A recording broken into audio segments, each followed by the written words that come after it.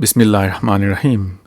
This is the third and final part, how to make a peaceful mind by completely transforming the way in which you read Salah. In this video, I will give you the final parts of the 10A's of amazing Salah, inshallah. And so we continue. The seventh A is asking. Look forward to asking God for things. When you're actually in the process of praying, you get the chance to ask for things, to advocate for the things that you need and for people in your life. You can ask to be advanced towards your aspirations, and you can be altruistic, praying for those you love, praying for all humanity. You can remind yourself of the things that you aspire to and ask for Allah's help in getting there. Ask Allah, please give me what I need in order to live my best life. The eighth A is auto-sensing. As a reminder, the nafs is connected to the body. This is connected a little bit to your akhlaq, but it's also a direct way of bringing yourself calm. The akhlaq part is to give yourself a sense of grace and serenity.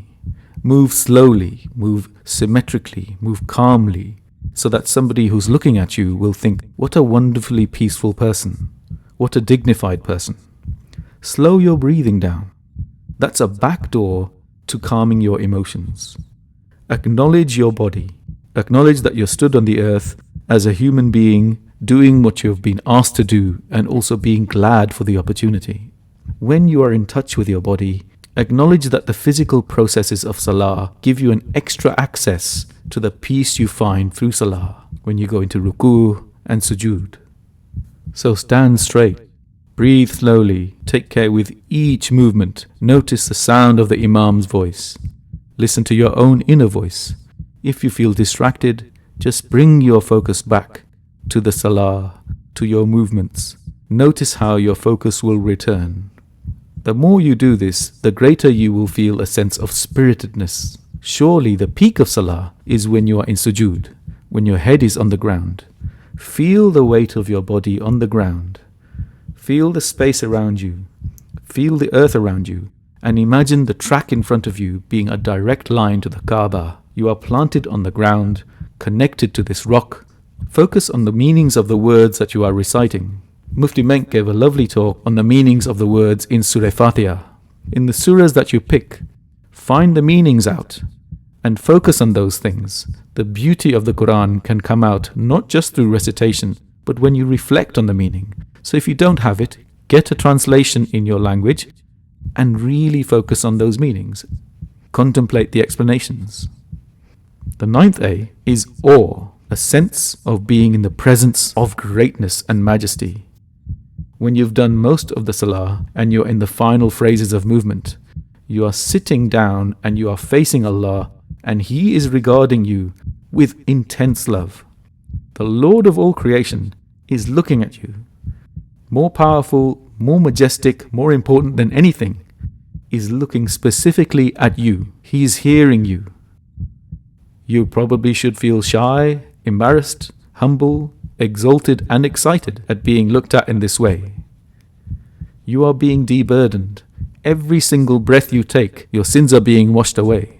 It feels like this is the final stretch of your little holiday, your 5 times a day escape to this wonderful retreat. You admit your failures, you aspire to be a better self, and you accept the things that you can't change. You've been honest with Allah, and nothing will hurt you if Allah will protect you. Remember that as you go walking towards Him, Allah will come running towards you. The final A, the 10th A, is adding. Salah is better enjoyed when there's a social element. When you are in Jama'ah, you are connected with them, and the fact of going to Salah with somebody or being in the presence of other people who are praying enhances your attendance of Salah and your experience of the divine. When you look back at these things, doesn't it seem as if we've been missing the gift of Salah, which has been staring us in the face? Don't be too surprised or hard on yourself. As kids, we may have been taught the mechanical side, but we didn't have the heart, the true sense of self, to immerse ourselves in the true depth and meaning of experience. It is the highest form of Salah to exist in this very meditative, deeply appreciative way. To see how I've conceived the mental side as an addition, have a look at this picture. Don't worry if it's too complicated, you can switch the video off if you like. But for those who are interested, I've used a model of flow and combined that with models of alertness, arousal and performance. The middle zone is where you would like to be. The orange zone is where you feel that the process of salah is somehow too demanding and that you're too cognitively stressed. Therefore, you become anxious and your ability to actually live calmly in that middle zone is reduced. The pink zone is when you have become a little bit complacent and you're just going through the salah mechanically. You can imagine that as you become more expert and more practiced in salah as your life goes on, you've got to keep finding ways to make it interesting. Keep finding ways or new things to be grateful for. Keep finding new surah and contemplating their meanings. Mix it up a little bit, but remember that when you feel that connection to Allah every salah, this is what keeps you hooked. And this is exactly what psychologists talk about when they describe to us a state of flow or deep immersion in something to the point where we will keep doing it and keep coming back for more. Please, if you found this useful, spread the word and donate and buy the books because there's plenty of useful mental health and mental wealth information within them.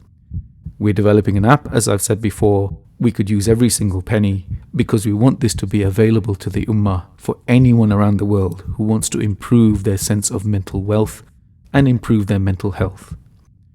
I look forward to making the next video. Please leave your comments or DM me through Instagram or email me if you have any questions or further things to say. Wassalam.